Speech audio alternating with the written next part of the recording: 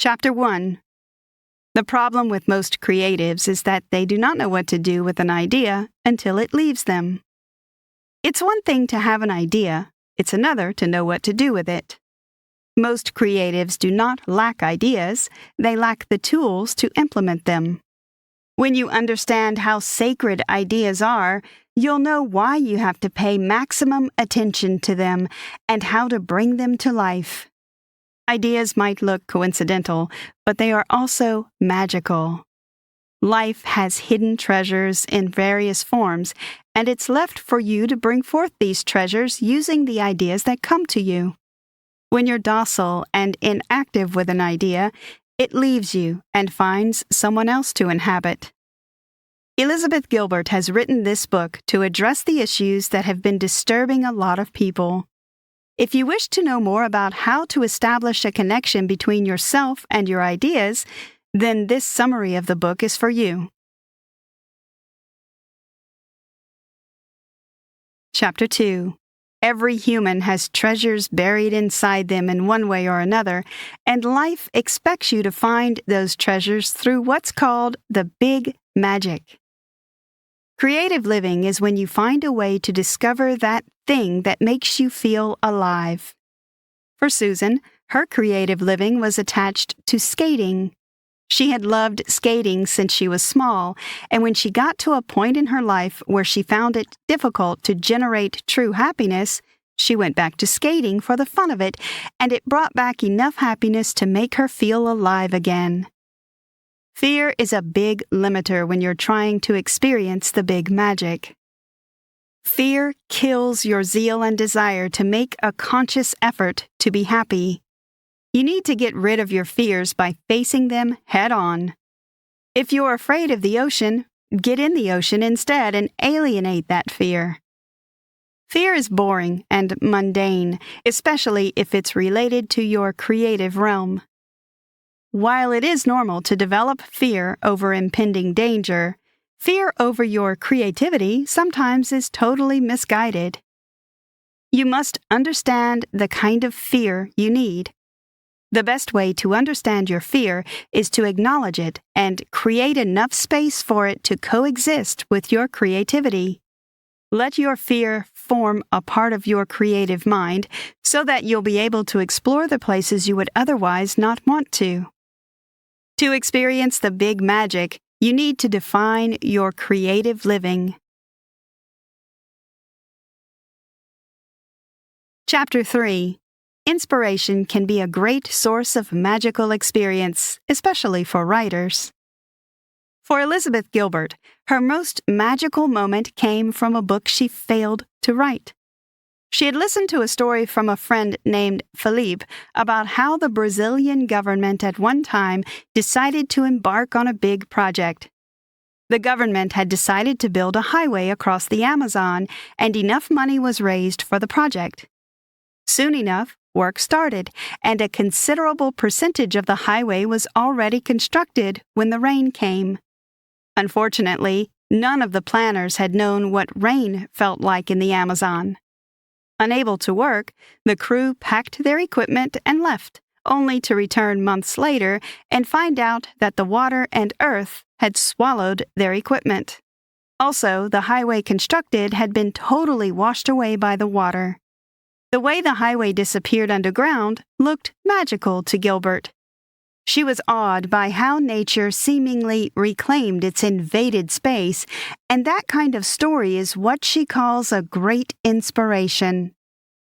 Inspiration is a creative process that is both magical and magic.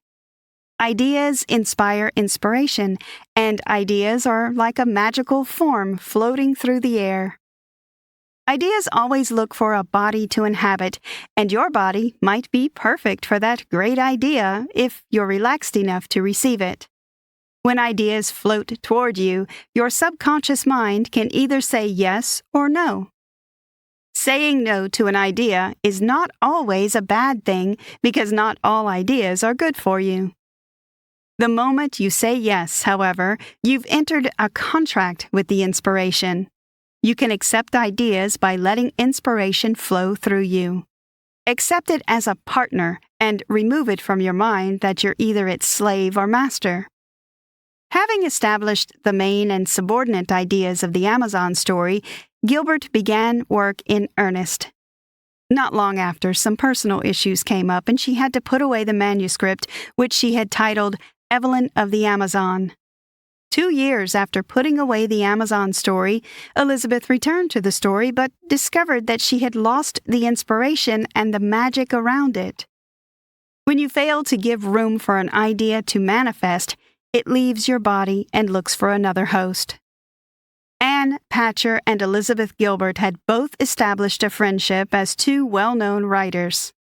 They had met and had instantly grown to be good friends, exchanging pleasantries and information through letters. When Anne mentioned to Elizabeth that she was writing a novel on the Amazon jungle in Brazil, the two met to discuss.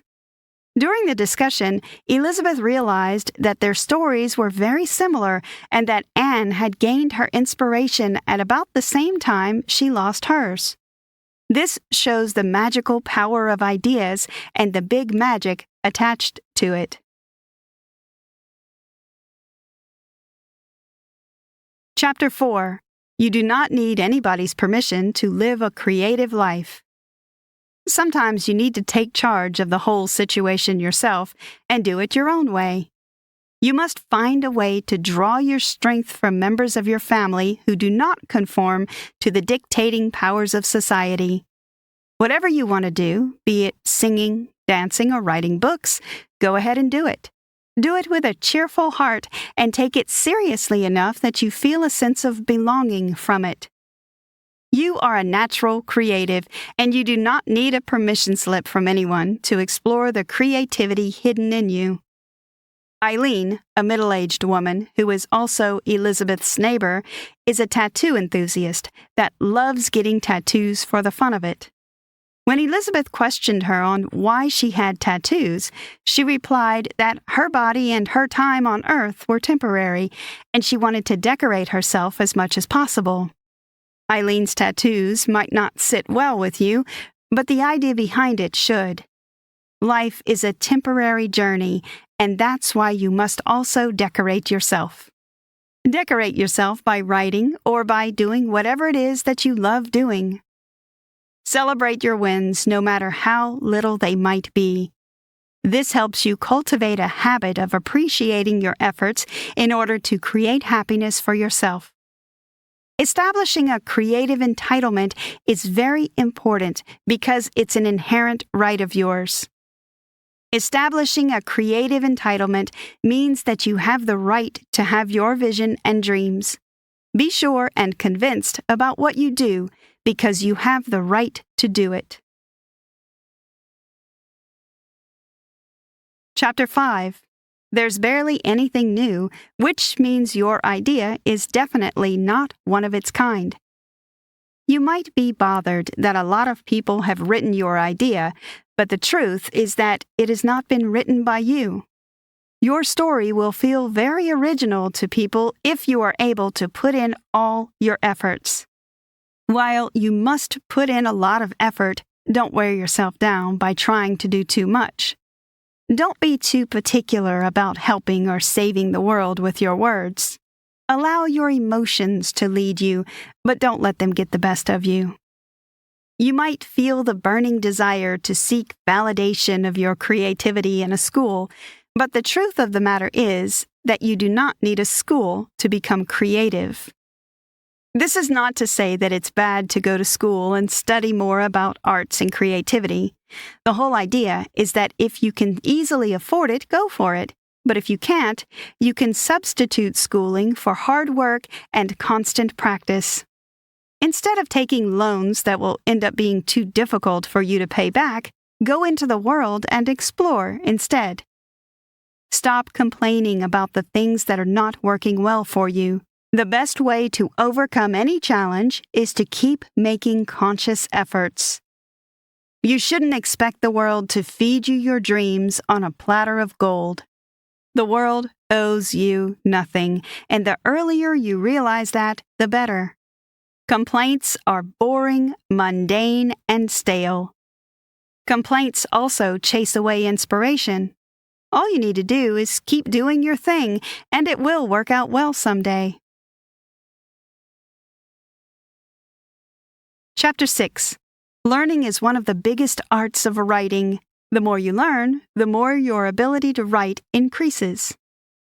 Writing is not easy, and if you feel you've been imitating writers instead of coming up with your own style, you're not doing badly. Most writers imitate before they evolve. The more you practice, the better you get at anything you do. Persistence is the platform on which you build your creativity. While it is advisable that you start early, it's never too late to pick up your pen and write. There's no age limit to writing because the big magic can approach anybody regardless of their age. You can start to explore your creativity whenever you decide to start.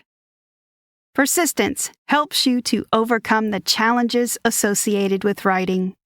You might experience writer's block a lot of times in your life, but you mustn't allow frustration to set in. Stay relaxed and calm, and soon you'll discover that you'll be able to overcome those challenges with little or no stress. After the storm comes the calm. The challenges of getting successful with your writing would put you on the brink of quitting, but what truly makes you a writer is your ability to overcome frustration and use it to your advantage. Chapter 7. It doesn't matter whether you're getting published or not, keep on writing your ideas. Instead of worrying about what you cannot control, shift your energy to what you can create. Roy T. Bennett. Writing can hardly be your main job, and that's why you must make sure you have a day job that you do. Do not rely on writing to feed you. Persistence comes from your love for writing and not necessarily from monetary gains and fame. People who write do so because they love to. Try as much as possible to make yourself attractive to your writing. Treat your writing like an affair and make sure you're both in the same condition for each other. There's nothing heroic about someone who decides not to try just because they're scared of failing. Aiming for perfection is as good as shooting yourself in the leg. What you need are discipline and hard work. Don't establish your creativity to please people. Nobody is thinking about you. The success you get from your work might not come in monetary form, but in the fact that you got the job done itself. Chapter 8. If you want to be a writer, it's not enough to know that you love writing. You must also know if writing loves you in return. When Robin Wall Kimmerer, a botanist and author at the SUNY College of Environmental Science and Forestry in Syracuse, New York, asked his students a question, he was able to draw out a big point. As enthusiasts, when asked if they love the earth, all the students raised their hands. But when they were asked if they think the earth loves them in return, they all dropped their hands. Many people believe that the earth doesn't care about them in any way, but this is not true. Mother Nature cares for humans as much as humans care for it. Accepting the fact that Mother Nature cares for you too is the best way to become a co-creator. To a young writer, writing is like having a bad girlfriend who uses you to satisfy her own purposes only. She doesn't give you the love you deserve, but you always find it difficult to let go of her. Most creatives are addicted to the pain that comes with their works. A lot of people wrongly believe in the notion that unless they are sad and unhappy, they can't reach the apex of their creativity. This has affected a lot of writers to a point where, if they're not in anguish, they don't believe in their ability to write anything valuable. Pain does not automatically translate to value, and it's possible to be very productive when you're happy or elated.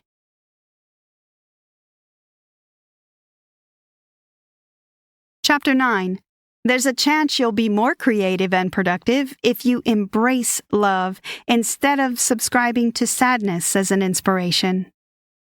You love writing, and writing should definitely love you in return. Trust your ability to write, and let the idea trust your ability to bring it into light. The idea chose you for a reason, and because it wants to be made known through you, you must trust it not to harm you. One thing you must always keep in mind is that you will fail at a point. Failure will disappoint you, but failure will also teach you valuable lessons. Don't be too bothered about failure, because it's all part of the process. Life is a paradox that mixes the good and the bad. The beauty of the Balinese dances in the temples was regarded as highly sacred and holy, and thus attracted tourists. These tourists would crowd themselves in the temples and watch the Balinese religious dancers away their body in choreographed gyration. Over time, the temples got too crowded, and the dance became chaotic. The temple priests then decided to take the dance to the tourists instead of crowding them in the temples. This did not sit well with some people who felt the dance would lose its sanctity, so they challenged the priests. The priests then came up with another idea to create new dances for the tourists and leave the sacred dances to the temple. This seemed like a good idea until the new dances started displacing the old dances, and the priests had to change again. This time they brought in the new dances and added them to the old dances, killing the holiness and sacredness of the dances. Creativity is sacred and also not sacred. It's a blend of the two. You must understand the importance of blending the paradoxes of life in order to achieve anything and everything. Conclusion. Life is a fusion of good and bad, beautiful and ugly, sacred and ordinary. Being creative requires many things, most of which are hidden inside you like treasures. In order to find these treasures, you must understand the way life works, and you must unlearn a lot of things about creativity. There's a big magic that pairs you with ideas that want to be made manifest through you. Open your mind and allow the ideas to flow through you so that you can explore your creativity to the apex. Disregard the notion that you're only able to produce something valuable when you're emotionally uncomfortable. Productivity is not limited to anguish, and irrespective of where you draw your inspiration from, suffering shouldn't be your biggest escape. Try this. Take your time to think about the ideas that came to you that you disregarded because you lacked creativity. Reevaluate these ideas and reach out to your inner creativity to bring them back to life through the guidelines you've learned from this tidbit.